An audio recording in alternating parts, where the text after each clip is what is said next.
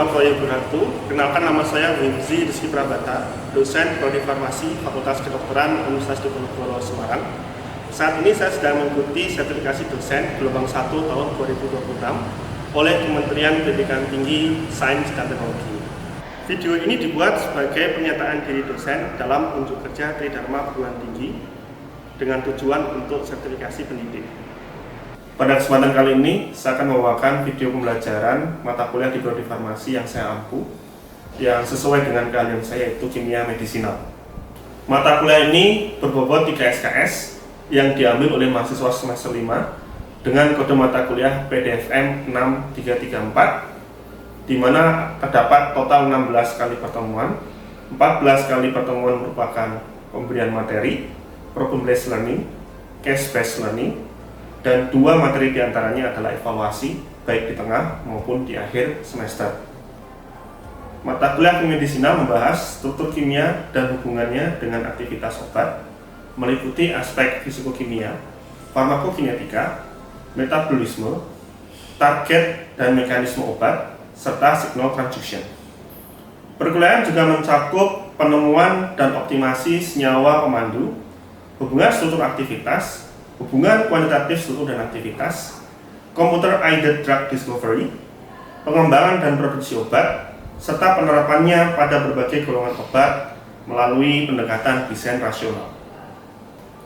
Mata kuliah ini mempelajari konsep obat dari sudut pandang kimia medisinal, meliputi berbagai sifat fisikokimia dari suatu obat dan pengaruhnya terhadap aktivitas biologis, metabolisme obat, dan ekskresi obat, strategi dalam penemuan senyawa aktif atau lead, pendekatan dan metode yang digunakan dalam desain obat rasional, serta contoh dari obat yang dikembangkan melalui desain obat rasional. Tidak hanya perkuliahan tatap muka, pada perkuliahan ini mahasiswa juga akan diberikan suatu permasalahan maupun studi kasus berkaitan dengan aspek fisikokimia obat yang berhubungan dengan aktivitas obat, serta desain obat rasional terkait dengan pengembangan obat baru. Dari permasalahan dan studi kasus tersebut, mahasiswa akan membuat makalah dan kemudian dipresentasikan pada 2 pertemuan sebelum UTS dan juga 2 pertemuan sebelum UAS. Mata kuliah kimia medisinal diharapkan dapat berkontribusi dalam pemenuhan capaian pembelajaran lulusan, terutama pada CPL 1, 2, 6, dan 7. Terdapat 5 capaian pembelajaran mata kuliah atau CPMK pada kuliah kimia medisinal ini. CPMK 1, mahasiswa dapat menjelaskan definisi, klasifikasi dan alur serta tahapan yang terlibat dalam proses penemuan obat baru. CPMK 2, mahasiswa dapat mengaitkan aspek fisikokimia obat terhadap kerja obat, meliputi efektivitas, selektivitas, absorpsi, distribusi, metabolisme, dan ekskresi dengan kinerja mandiri, bermutu, dan terukur. CPMK 3, mahasiswa dapat menelaah sumber target obat, interaksi antara obat dengan reseptor, serta prinsip dari gugus farmakofor. CPMK 4, mahasiswa dapat mendemonstrasikan dan memecahkan berbagai macam permasalahan atau kasus terkait dengan penggunaan strategi optimasi senyawa penuntun, baik dari bahan alam, repurposing, maupun sintesis berdasarkan prinsip ligand based drug discovery atau LPDD, maupun structural based drug discovery atau SPDD dengan penuh tanggung jawab.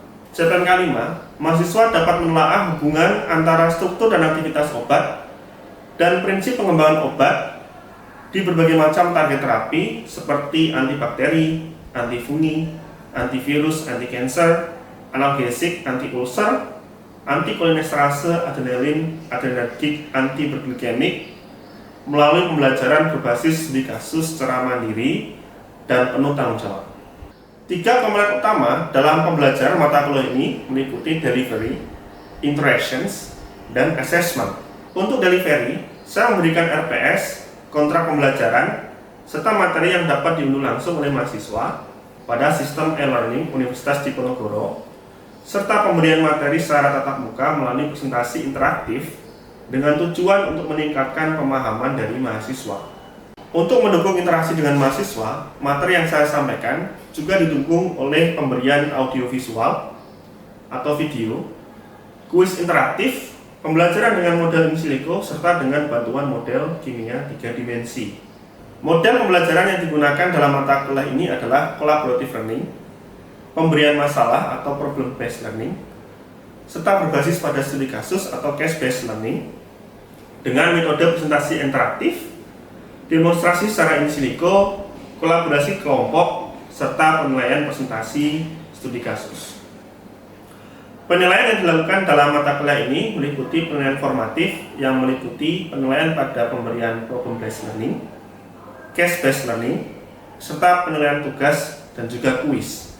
Selain itu, juga dilakukan penilaian sumatif berupa ujian yang terbagi menjadi 2 periode, yaitu ujian tengah semester dan ujian di akhir semester.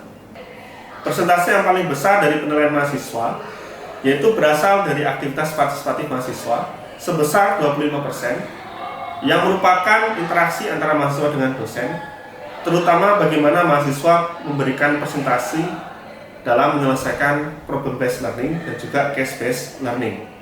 Total dari penilaian aktivitas partisipatif dan penilaian project yaitu 50%. Sehingga dengan besaran persentase ini, maka saya membuat rubrik penilaian untuk memastikan bahwa penilaian yang saya berikan adalah penilaian yang bersifat objektif. Selain aktivitas partisipatif dan project, tugas dan kuis berkontribusi terhadap masing-masing 5% dari penilaian akhir. Sedangkan ujian tengah semester dan ujian akhir semester berkontribusi sebanyak masing-masing 20%. Referensi yang digunakan dalam mata kuliah ini adalah buku referensi. Salah satunya adalah book chapter yang merupakan hasil karya sendiri. Kemudian saya menggunakan paten sederhana dari hasil karya saya sendiri yang merupakan output penelitian yang saat ini sedang dalam proses penerbitan sertifikat paten. Selain itu, saya juga menggunakan artikel ilmiah hasil publikasi dari karya saya sendiri dan dari karya-karya orang lain yang dapat mendukung pembelajaran dari mata kuliah kimia medisinal ini dan yang merupakan artikel ilmiah terbaru dan yang paling update pada bidang kimia medisinal. Baik, berikut adalah video pembelajaran kimia medisinal pertemuan ketiga sub CPNK 5 terkait dengan materi farmakofor dan interaksi antara obat dengan reseptor. Mari kita simak. Halo, selamat pagi semuanya. Assalamualaikum warahmatullahi wabarakatuh. Gimana kabarnya? Baik? Kemarin liburan oke ya? Ada kemana? Pulang kampung. Oke, sebelum kita mulai, kita berdoa terlebih dahulu ya, menurut keyakinan masing-masing sehingga kita selalu memberikan manfaat dari setiap kegiatan yang kita lakukan. Berdoa, silakan. Terima kasih. Sebelum kita mulai, kita coba absensi dulu ya. Saya akan gunakan barcode untuk absensinya. Oke, silakan untuk bisa mengambil absensi dengan men-scan barcode yang ada di depan. Baik. Pada pertemuan kali ini kita akan membahas tentang fitur farmakofor dan interaksi antara obat dengan reseptor. Sebelum kita masuk ke materi kuliah hari ini, mungkin ada yang masih ingat mata kuliah yang sebelumnya. Untuk pertemuan minggu lalu membahas terkait aspek fisikokimia obat yang berpengaruh terhadap efektivitas, metabolisme, dan ekskresi, di mana sifat fisikokimia sebagai contoh bentuk molekul obat yang terionisasi maupun tidak terionisasi mempengaruhi absorpsi obat tersebut. Oke, terima kasih Sani atas interaksinya. Ya. Kalau begitu, bagaimana terkait dengan obat yang mudah diabsorpsi? Apakah dia harus dalam bentuk molekul atau non-ion, ya? Atau harus berupa ion? Izin menjawab Pak, untuk yang lebih mudah diabsorpsi itu yang non-ionik karena lebih mudah menembus membran karena sifatnya lebih lipofilik. Baik, terima kasih Sani. Lalu bagaimana terkait dengan keterbatasan apabila senyawa itu berupa non-ionik? Apakah ada yang menjawab? Izin menjawab Pak, untuk kekurangannya sendiri itu adalah dari segi kelarutannya, di mana sifat yang lebih lipofilik itu menyebabkan rendahnya kelarutan kita, sehingga perlu dipastikan kembali mengenai keseimbangan bentuk molekul senyawa untuk memastikan bahwa obat itu dapat larut dan juga diabsorpsi. Oke, terima kasih Norma ya. Lalu bagaimana dengan metabolisme obat? Bagaimana pengaruh kepolaran dari suatu senyawa terhadap metabolisme obat. Ada yang ingin menjawab mungkin? Ya, silakan Zara. Baik, terima kasih untuk kesempatannya. Izinkan saya menjawab. Jadi setahu saya itu mengenai kepolaran mengenai metabolisme ini. Jadi kan metabolisme itu dibagi jadi dua fase ya Pak. Untuk obat yang sangat pola ini bisa saja nanti obatnya itu tidak melalui metabolisme dulu, jadi langsung diekspresikan. Kemudian untuk obat yang sangat berpola ini, dia harus melewati fase 1 terlebih dahulu dengan enzim sitokrom, kemudian melewati fase 2 dengan dikonjugasikan, kemudian baru diekspresikan begitu. Terima kasih Pak. Oke, terima kasih Zara. Oke, kita langsung saja masuk ke materi 3. Saya anggap kalian sudah belajar gitu ya, jadi sudah mempelajari materi yang sebelumnya.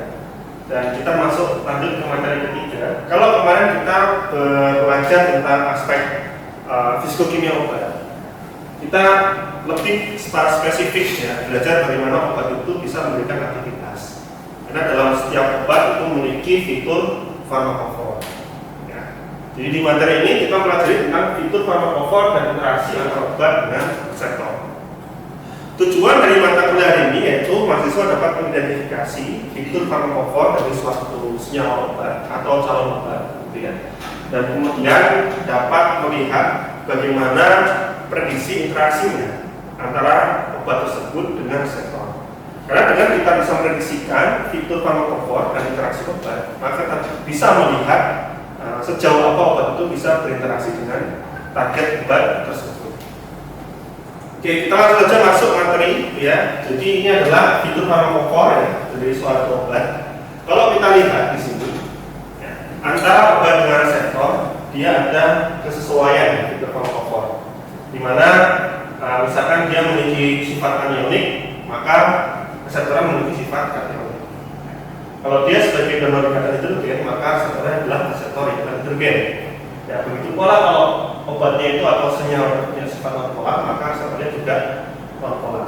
Ya, ini disebut sebagai fitur farmakofor yang merupakan suatu fungsi yang penting untuk interaksi antara obat dengan reseptor. Nah, dalam mengidentifikasi farmakofor itu kita bisa melihat fitur-fitur tersebut ya. Sebagai contoh, kalian sudah belajar kimia organik ya. Jadi kalian bisa mengidentifikasi kiranya sifat dari gugus fungsi tersebut. Sebagai contoh, ini aromatik, berarti dia bersifat non-polar, gitu ya. Kemudian yang punya OH atau hidroksil, berarti dia bersifat polar. Dan dengan identifikasi sifat dari gugus tersebut, kita bisa melihat memprediksikan fitur farmakofor dari senyawa tersebut. Nah, di sini ada contoh identifikasi dari farmakofor untuk S inhibitor. Ya, di sini ada beberapa senyawa turunan dari S inhibitor yang berperan dalam regulasi anti hipertensi. Mungkin dari sini ada yang ingin berpendapat. Izin menjawab Bapak. Fitur farmakofor yang dimiliki yakni meliputi gus anionik pada gus diol dan karboksilat, lalu asal ikatan hidrogen pada gus karbonil. Ya, terima kasih Asna. Jadi benar ya. Jadi di sini ada gus karboksilat. Ya, karena kalau kita lihat itu sama ya, mirip gugusnya ada di setiap senyawa. Kemudian ada beberapa gugus yang anionik juga ya, diol, ya, yang juga bisa digantikan dengan gugus anionik lain seperti karboksilat atau fosfat. Ya. Kemudian di tengah ini ada karbonil. Ya. Betul sekali, terima kasih Asna. Kemudian kita lihat contoh yang selanjutnya. Di sini ada 4 senyawa yang berbeda hanya pada gugus heterosikliknya saja. Ya. Ada jumlah dan posisi dari atom nitrogen hidrosiklik yang divariasikan dari setiap senyawa ini, dan dari semua senyawa ini sudah diuji inhibisi ya, sehingga mendapatkan persentase inhibisi untuk target enzimnya ya. Dan di sini ada nilai dalam satuan nanomolar. Kalau kita lihat di sini, dari setiap senyawa yang dihasilkan dalam sintesis itu memiliki aktivitas yang berbeda-beda. Ada di sini yang ingin berpendapat manakah fitur farmakofor yang penting dari senyawa ini? Silakan. Ya, silakan Norma. Saya izin jawab Pak. Untuk menurut saya untuk fitur farmakofor yang paling penting itu akan terjadi di bagian bawah, yang mana ini penting karena ketika komunikasi tersebut hilang, maka aktivitas dari senyawa itu juga berhenti. Oke, terima kasih Norma. Jadi benar ya, ada di bawah sini ya.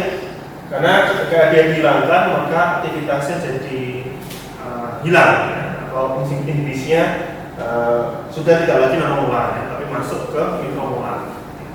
Terima kasih Norma atas tanggapannya. Baik, sedikit mengingatkan bahwa fitur farmakofor tidak hanya terdapat pada senyawa saja, tetapi protein, enzim atau target dari senyawa tersebut juga memiliki fitur farmakofor. Jadi definisi fitur farmakofor sudah berlaku untuk asam amino yang dimiliki oleh suatu reseptor atau enzim. Ya. Dan di sini nanti antara asam amino tersebut dengan fitur farmakofor pada obat akan berinteraksi. Jenis-jenis interaksi di sini ada banyak ya. Kalau tepatnya ada 4 interaksi utama, di mana proses interaksi ini terjadi pada binding site. Dan glucose yang berinteraksi ini disebut sebagai binding group. Nah, kalau kita lihat antara obat dengan reseptor, dia berikatan pada binding site, ya. Dan dia ini representatif ya dari obat yang berikatan di binding site-nya. Nah, kalau kita melihat ikatan ionik terjadi antara anion dan kation. Jadi sudah sempat kita bahas. Kemudian ikatan hidrogen terjadi antara hidrogen dengan atom elektron negatif. Contohnya O, N, dan S. Oksigen, hidrogen, dan sulfur. Ya. Paling sering ya. Dan biasanya suatu gugus itu bisa bertindak sebagai hidrogen bond donor atau pendonor ikatan hidrogen dan hidrogen bond reseptor atau penerima ikatan hidrogen. Di sini kekuatan ikatan juga sangat bervariasi ya, sangat tergantung dari sudut dan jarak dari ikatan tersebut. Saya memiliki model di sini ya. Kalau kita lihat ini H2O ya atau air ya. Ini O-nya, ini H2-nya. Ya. Nah, kalau kita lihat, jadi sebagai contoh ikatan yang paling kuat itu adalah 180 derajat sudutnya. Jadi tegak lurus seperti ini. Ya, ini adalah ikatan yang kuat. Ya, antara O yang ada di atas dengan H yang ada di bawah. Nah, semakin jauh antara O dengan H ini, maka dia akan semakin tidak kuat. Semakin dekat, dia semakin kuat. Ya, ini sebagai contoh saja bahwa sudut dan jarak itu sangat mempengaruhi kekuatan dari ikatan hidrogen, dari suatu ikatan hidrogen. Ya. Kemudian ikatan hidrofobik terjadi antara 2 molekul hidrofobik, di mana 2 molekul hidrofobik ini berikatan satu sama lain atau berada pada jarak yang dekat satu sama lain. Ya. Di sini saya sebagai model ada gugus fenilalanin ya, dari suatu reseptor atau target, ya. Dan ada gugus aromatik ya, dari suatu senyawa. Ketika kita melihat ini suatu fenilalanin ya dalam misalkan ruangan binding site-nya gitu ya. Ini fenilalaninnya di sini, kemudian senyawa saya yang memiliki juga aromatik gitu ya. Berikatnya maka akan terjadi PP stacking. Ini juga merupakan suatu ikatan hidrofobik. Nah, ikatan hidrofobik ini sangat dipengaruhi oleh sudutnya. Ketika sudutnya itu meleset, ya, maka ikatannya juga tidak kuat. Ya, ketika sudut itu tepat, ya, tidak lurus 180 derajat, itu juga akan kuat. Nah, ketika jaraknya itu jauh, maka interaksinya tidak kuat. Tapi ketika jaraknya dekat, maka interaksinya kuat. Ya. Ini sebagai ilustrasi ya, bagaimana suatu interaksi itu dapat terjadi di dalam ruang 3 dimensi. Selanjutnya, jika kita lihat secara 3 dimensi, ya, di sini saya menggunakan aplikasi PyMol untuk melihat akan kita bisa lebih memvisualisasikan bagaimana suatu interaksi antara senyawa dengan target itu terjadi. Ya. Ini saya memiliki senyawa morasi ya, yang ada di tengah sini ya, masuk ke dalam binding site dari targetnya itu enzim sulfatase atau STS.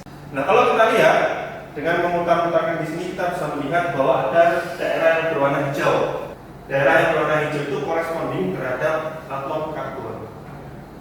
Sehingga kalau kita lihat, apabila misalkan senyawa saya morasi ini, di sini kita bisa melihat ya ada suatu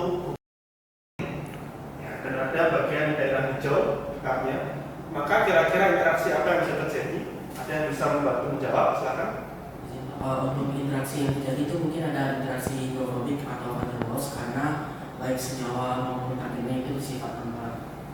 Oke, baik, terima kasih Putra. Benar ya. Kalau kita lihat di sini daerah Purwonafi benar-benar cukup besar. Ya. Ada yang menjawab ini berkaitan dengan apa? Silakan. Ingin jawab Pak, jadi untuk daerah yang berwarna biru itu mengandalkan akon nitrogen, sedangkan daerah yang berwarna merah itu mengandalkan oksigen. Di mana daerah-daerah yang tersebut bersifat polar dan daerah tersebut bersifat polar sehingga memungkinkan terjadi interaksi polar berupa interaksi hidrogen dan interaksi ion. Ya, betul sekali ya, Nafida. Jadi memang potensi ikatan hidrogen dan ionik sangat tinggi ya, di daerah tersebut. Oke, dari interaksi visualisasi ini apakah ada yang ingin bertanya mungkin? Silakan. Saya juga. Ya, silakan.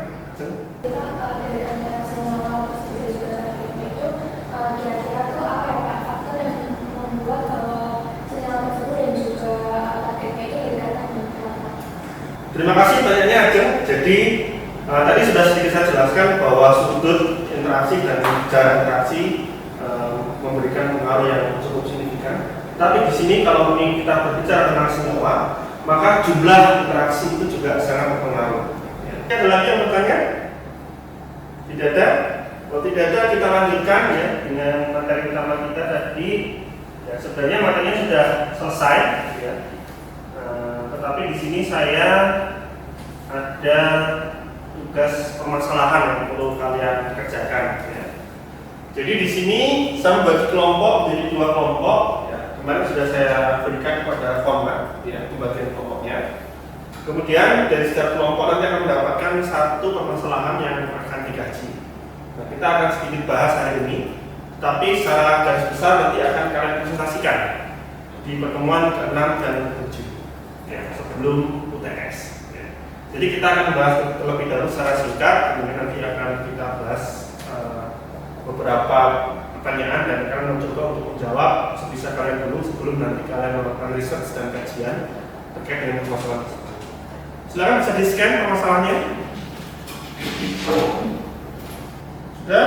Silakan bisa menyesuaikan dengan kelompoknya masing-masing. Oke.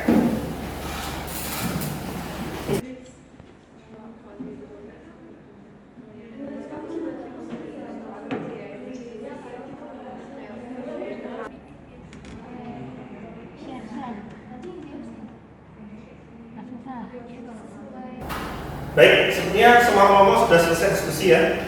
Kita coba akan bahas sedikit saja ya. Nanti secara garis besar seluruhannya akan dibahas di pertemuan 6 dan 7. Nah, permasalahan pertama, sebenarnya 2 permasalahan ini dari publikasi yang sudah saya dapatkan gitu ya. Jadi penelitian yang sudah saya lakukan dan sudah saya publikasikan. Nah, yang permasalahan satu ini saya publikasikan di Pharmacy Education gitu ya. Nah, ini adalah senyawa Sangenol M, di mana dia punya afinitas yang kuat ya, setara dengan senyawa referensinya untuk target reseptor glukagon. Nah, di sini ada beberapa interaksi yang penting. Mungkin di sini langsung saja saya berikan ke permasalahan pertama ini ke kelompok 1 ya. Ada yang menanggapi dari kelompok 1, silakan. Ya. Izin menjawab, kalau dilihat dari strukturnya, senyawa Sangenol ini kan merupakan hubungan flavonoid, di mana seperti yang kita tahu, flavonoid ini memiliki gugus hidroksil, sehingga senyawa tersebut itu bisa berinteraksi melalui ikatan hidrogen dengan residu asam amino. Seperti yang kita lihat di situ, bisa berinteraksi dengan residu asam amino lisin, treonin, arginin, dan juga leusin. Kemudian selain itu, substituen rantai karbon alifatis dan juga aromatis dari senyawa Sangenol ini bisa menghasilkan potensi interaksi hidrofobik yang bisa terutama dengan asam amino triptofan. Izin tambahkan penjelasan dari Afifah mengenai prediksi gugus farmakoforet yang dimiliki oleh senyawa ini adalah inti flavonoid, di mana inti flavonoid ini memiliki kontribusi yang tinggi dalam memberikan ikatan hidrogen dengan senyawa tersebut. Oke, terima kasih tambahannya Sarah. Kita langsung saja masuk untuk kelompok 2 ya.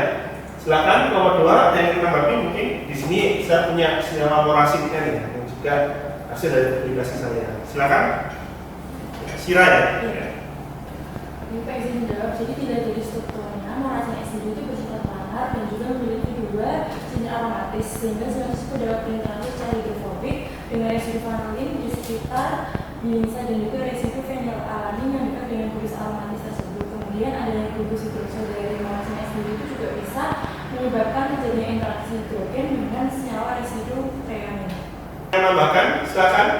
Saya ingin menambahkan Pak, kalau dilihat dari strukturnya itu disulfura merupakan gugus farmakopa dari senyawa tersebut, di mana sebagian besar interaksi hidrogen terjadi pada bagian tersebut pada kasus reseptor sulfatase, di mana substrat merupakan asam lemak atau kolesterol yang bersifat lipoprotein, sehingga interaksi hidrofobik lebih disukai dan memiliki afinitas yang tinggi.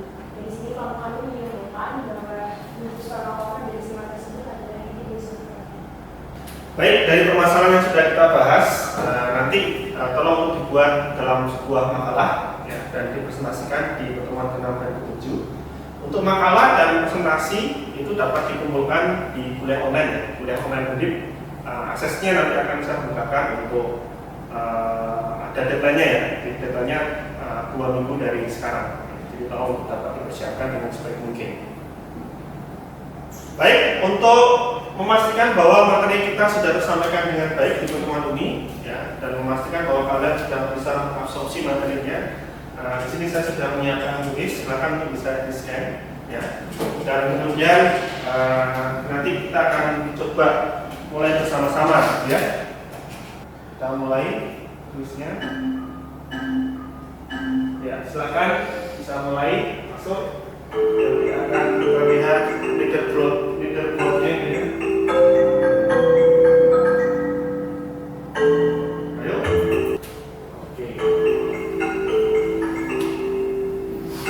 Oke, ada yang mau menjawab pertanyaan-pertanyaannya? Mungkin siapa? Silakan. Saya Ya, Nabila.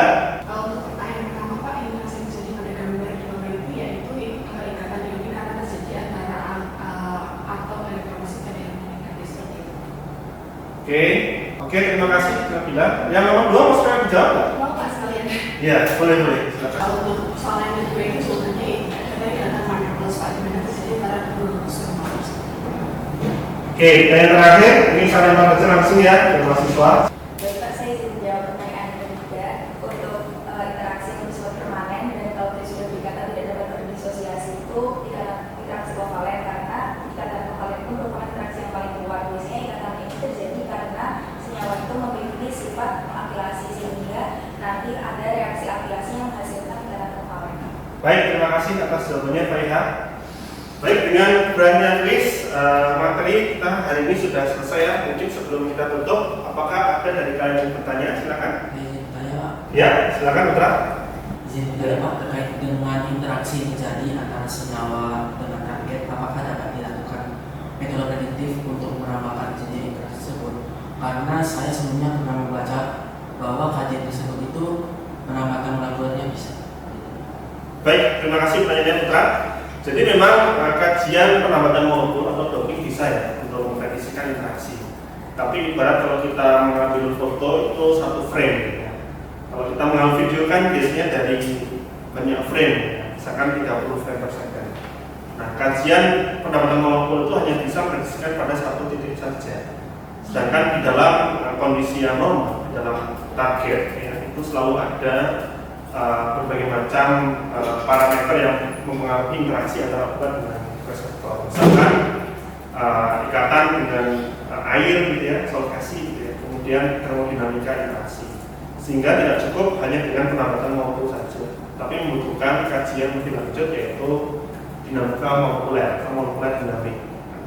Nah, itu nanti kita akan bahas lebih lanjut di pertemuan yang selanjutnya ya. Oke, ada lagi mungkin yang ingin bertanya? Tidak ada? Baik, kalau tidak ada maka bisa kita akhiri ya. Terima kasih atas pertemuannya pada hari ini.